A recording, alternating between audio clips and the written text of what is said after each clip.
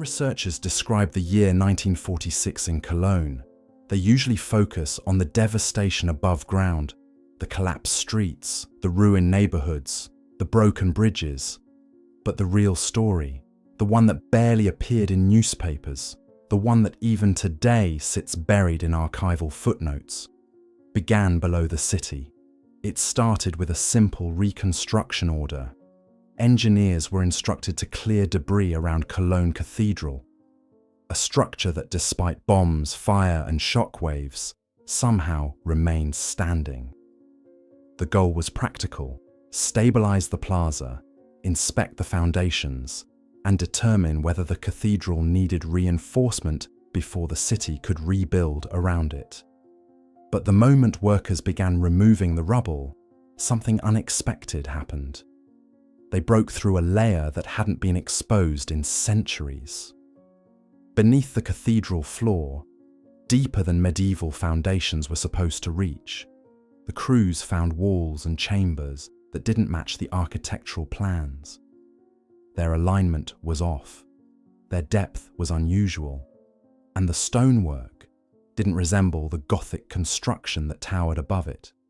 It didn't even resemble Roman work as commonly understood. This wasn't mentioned in public reports. It didn't make it into reconstruction briefings, but in the internal notes of that year, a quiet phrase appears over and over again: unforeseen structures, unexpected depth, older than anticipated. The official story would later simplify all of this into Roman remains. Nothing unusual, nothing worth discussion. But the photographs from the time, the ones developed in dim basement dark rooms while Cologne was still smouldering, show something different. They show workers standing beside stone blocks cut with precision far cleaner than medieval chisels typically allow. Blocks fitted together so tightly that even in the poor lighting of 1946 film grain, no mortar seams are visible. Patterns carved into floors that don't resemble early Christian sites or Roman sites, but something older, more geometric, more deliberate.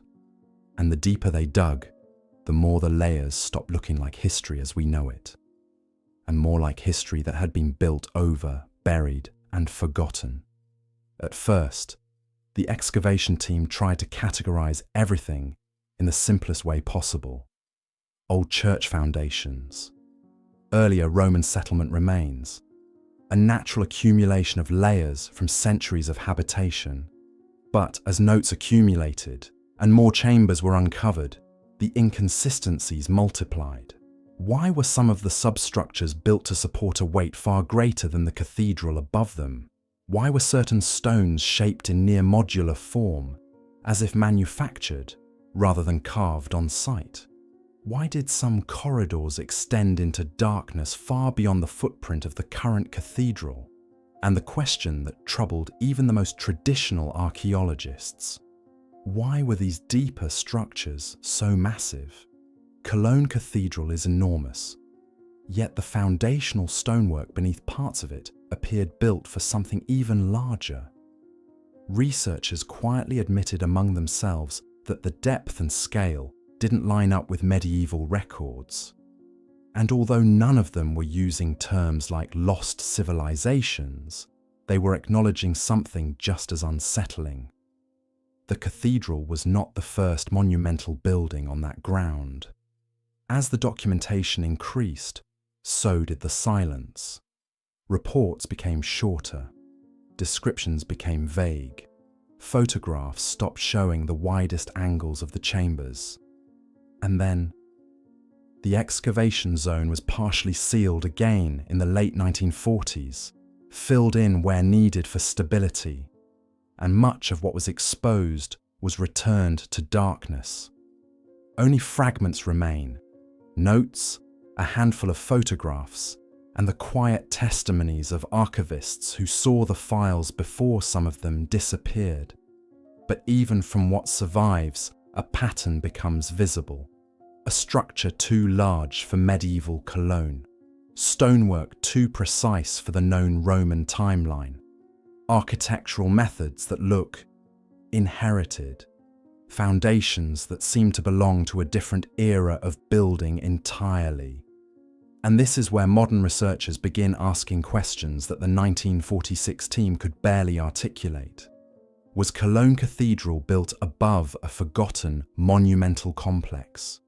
Were earlier builders repurposing foundations they didn't fully understand? And why did so many parts of the excavation remain undocumented, sealed, or ignored? Before we go deeper into these layers, before we analyze the chambers, the corridors, the carvings, and the deeper architectural anomalies, if you're interested in these kinds of investigations, make sure you're subscribed. It helps support the research and lets me continue these long-form deep dives. Thank you. Now, as we move into the next episode, we'll look directly at what Otto Doppelfeld's team uncovered. Not interpretations, not speculation, but the actual structures, the oversized stone blocks, the unexplained geometric flaws, the water channels buried deeper than medieval engineering requires, and the foundations that look like they once supported something far heavier and far older than the cathedral above them.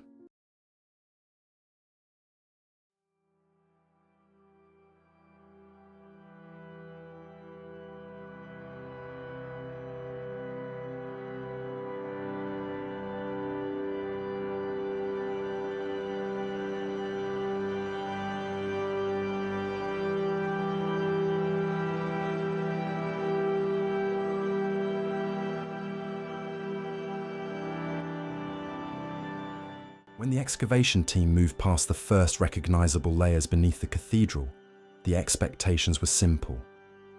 They believed they would find Roman foundations, perhaps some medieval rebuilding, and scattered debris from centuries of renovations.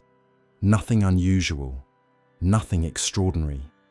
But within days, that assumption collapsed, because instead of a neat sequence of historical phases, the team uncovered a stack of architectural layers that didn't behave the way layers of a normal city are supposed to behave. The first anomaly was alignment. Each layer, Roman, medieval, pre-Roman, and whatever lay beneath, seemed to follow the same orientation, the same angles, the same geometric grid. Different eras shouldn't do that. Different architects, different cultures, different centuries. They don't build in perfect alignment with the people who lived hundreds or even thousands of years apart. Yet in Cologne they did. Vaults from one era sat directly above vaults from another. Corridors lined up with corridors buried meters below them. Load-bearing walls shared the same trajectory even when separated by centuries. It was as if every group that ever built on this site was copying an original blueprint, one that no longer existed in the historical record. As the workers dug deeper, the layers became stranger. Beneath the expected Roman remains, they began encountering stonework that looked nothing like Roman engineering. Much larger blocks, much tighter joints, patterns that seemed too mathematically precise for anything in Cologne's documented timeline. Some vaults appeared almost overbuilt. Arched chambers with flawless curvature, crafted with a precision that didn't match the crude tools of the time. And then came the discovery that puzzled even the most conservative members of the archaeological team: water-worn foundations. Stone surfaces smoothed, as if shaped by running water. Lower corridors with erosion marks. Floors with a sheen that only forms after prolonged saturation. Yet there is no historical record of Cologne Cathedral ever being submerged. No maps showing ancient waterways beneath this specific point. Nothing that explains why large sections of its deepest foundation look like they had once been underwater, or buried beneath layers of wet sediment. Photographs taken in 1946 show this clearly. Workers standing beside blocks so massive that the men look miniature in comparison. stones cut so precisely that even today stonemasons study the images in disbelief. Angles and joins that resemble megalithic sites far older and far more advanced than anything medieval Europe is credited with. But the most unsettling detail was not what appeared in the photographs. It was what didn't appear in the archives. The official reports written in the years after the excavation barely mention these features. Some drawings omit the deepest chambers entirely. Certain layers of stonework are summarized with vague terms like foundation materials or earlier structures, even though the photographs show they were far more complex than that. The silence is hard to miss. Because if these deeper layers truly belonged to known historical periods, why weren't they described in detail? Why weren't the unusual construction techniques documented thoroughly? Why were the photographs scattered across archives instead of gathered into a single official report? Even some of the stone blocks raised a red flag. Edges too sharp, surfaces too smooth, grooves too uniform, marks that looked less like hand tools and more like machinery. Machinery that, according to the conventional timeline, didn't exist when those stones were supposedly shaped. The deeper the team dug, the harder it became to fit these findings into the clean, linear narrative of Cologne's past. Because layer by layer, the ground beneath the cathedral began to look less like a sequence of eras and more like a stack of rewritten stories. A place built, rebuilt, and buried many times, yet always keeping the same mysterious geometric order. And this brings us to the most important turning point in the entire excavation.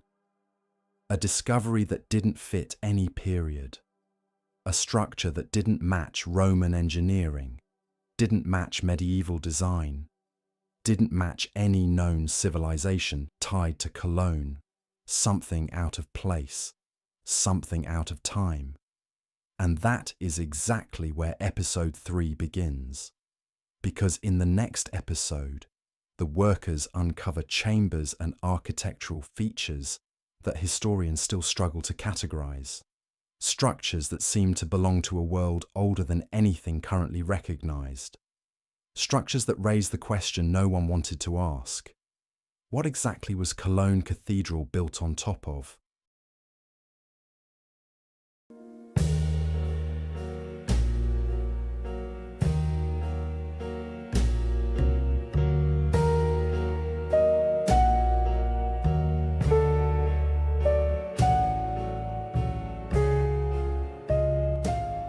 When the excavation team pushed deeper into the ground beneath Cologne Cathedral, the discoveries stopped resembling anything that belonged to a clean and orderly archaeological timeline. What they began uncovering were structures that didn't match Roman engineering, didn't match medieval craftsmanship, and didn't even match each other. Instead, they formed a strange architectural language, one that seemed to come from multiple eras, yet somehow remained unified, aligned, and impossibly precise. The first shock came with the chambers themselves. These weren't crude storage rooms or narrow Roman basements. They were geometrically perfect spaces, rooms shaped with exact ratios, arches that held their curve flawlessly across centuries, and stone vaults laid out with coherence, almost like the remnants of a master blueprint that no longer exists in any archive. Some chambers were sealed completely, packed with fill so dense that workers thought they had hit natural rock. But once opened, they revealed interiors that looked untouched since the day they were closed. Smooth walls, fitted stone, and construction patterns that raised more questions than answers. And then came the feature that still puzzles researchers today: the giant circular stone sockets. Officially, they are labelled as ancient wells, but nothing about them fits typical Roman or medieval well design. These were too symmetrical, too deep and too perfectly rounded, as if they were cut with tools capable of maintaining flawless curvature. Some sockets were wide enough to stand inside, others narrow to a point, almost like the base for machinery or rotating structures. Workers from 1946 described them as engineered cavities, not wells, but forms with a mechanical purpose, though no one could say what that purpose might have been. Another anomaly appeared in the placement of certain columns. These were not simply resting on the floor below. Many were positioned at angles that made no architectural sense, tilted, offset, or sitting above blocks that clearly predated them. It created an uncomfortable possibility. The cathedral may not simply rest on Roman foundations. It may sit on something much larger, a structure whose proportions were never recorded, never taught, and never explained in the official history of Cologne. The deeper the workers dug, the stranger the findings became. Stone blocks appeared with perfectly straight edges. Some surfaces were polished smooth, almost reflective. Others showed precision-cut lines so clean that modern stonemasons still argue about what tools could have produced them. But the discovery that caused the most confusion was the metal embedded inside ancient stone. Some pieces looked fused, melted, or crystallized. Yet they were found in layers supposedly older than any metallurgy advanced enough to produce such effects. The official explanation: construction debris from later periods. But that does not explain why the metal appears inside the stones, not attached, not fastened, but fused, like the stone was shaped around it.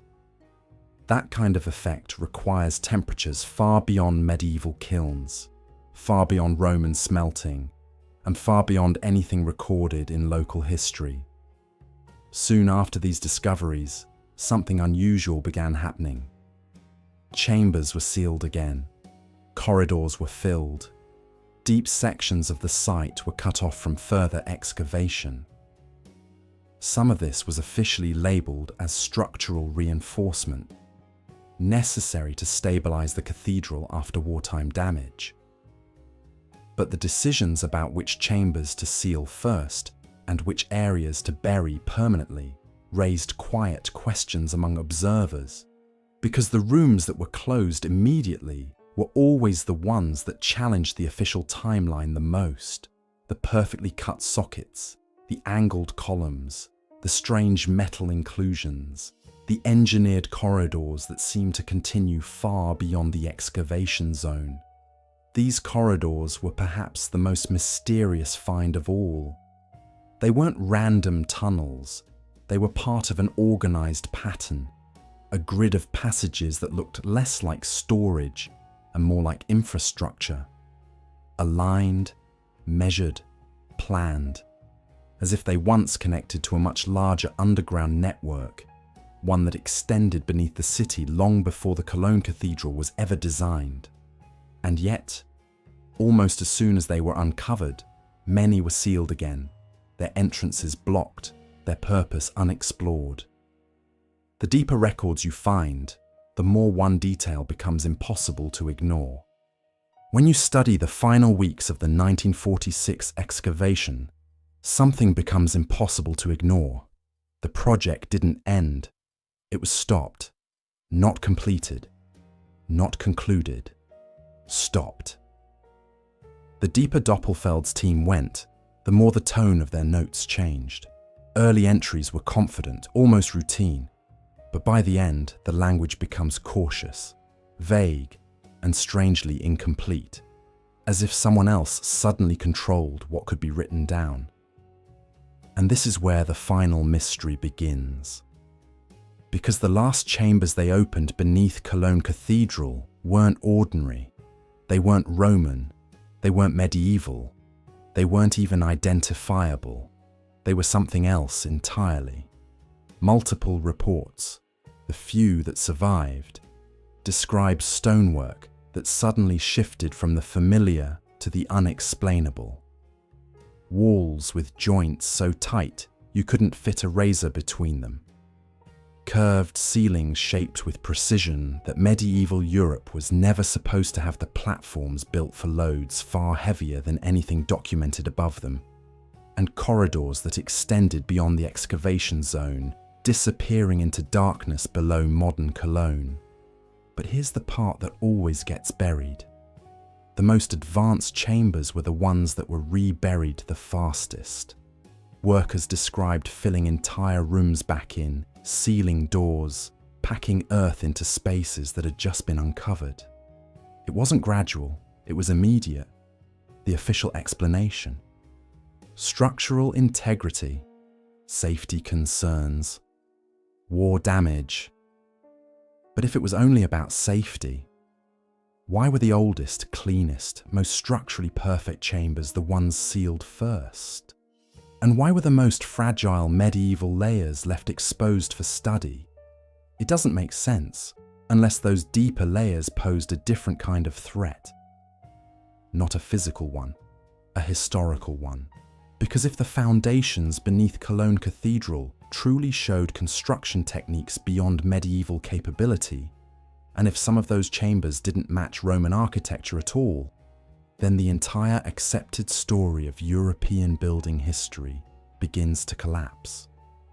Imagine what it would mean if a Gothic cathedral was built on top of something far older, something massive, something engineered, something we didn't build. Imagine what it means if the foundations weren't medieval upgrades, but medieval attempts to hide or repurpose what came before. And maybe that is why the 1946 discoveries were quietly reburied. Not to protect the site, but to protect the narrative. The surviving photographs tell their own story. Workers standing next to blocks that look almost machined, arches that resemble structural ribs, floor systems too uniform for their supposed age. These aren't the kinds of discoveries historians like to explain. They're the kinds they prefer not to talk about at all. And that brings us to the final question of this documentary, a question no archive, no textbook, no official publication has ever answered fully. Why was the deepest evidence, the earliest architecture, the most advanced layers, sealed away again? Because when you step back, the pattern becomes clear. The perfect stonework was buried. The strange circular sockets were buried. The unexplained corridors were buried. The oversized foundations were buried. The melted metal inclusions were buried. And even parts of the photographic record vanished, almost as if the excavation had accidentally revealed a chapter of history that wasn't supposed to surface. A chapter older than Rome, older than the medieval world, older than the narrative we were given. And for one brief moment in 1946, the earth opened just enough to show it. But instead of studying it, they closed it again, sealed it, filled it, forgot it, or pretended to. Because if Cologne Cathedral stands on top of a structure built by a civilization we no longer acknowledge, then the real question is not what was discovered in 1946. It's what else lies beneath the cities of Europe? What other cathedrals? What other monuments? What other layers were quietly reburied long before cameras existed? Operation Unearthing Cologne. Cathedral wasn't just an archaeological dig. It was a glimpse, a brief, accidental glimpse, into a version of history we were never meant to see. And now that glimpse is your clue, your map, your invitation to question everything we think we know about the old world. Because if this is what survived under one cathedral, imagine what still sleeps under the rest. This concludes the documentary. But the investigation has only just begun.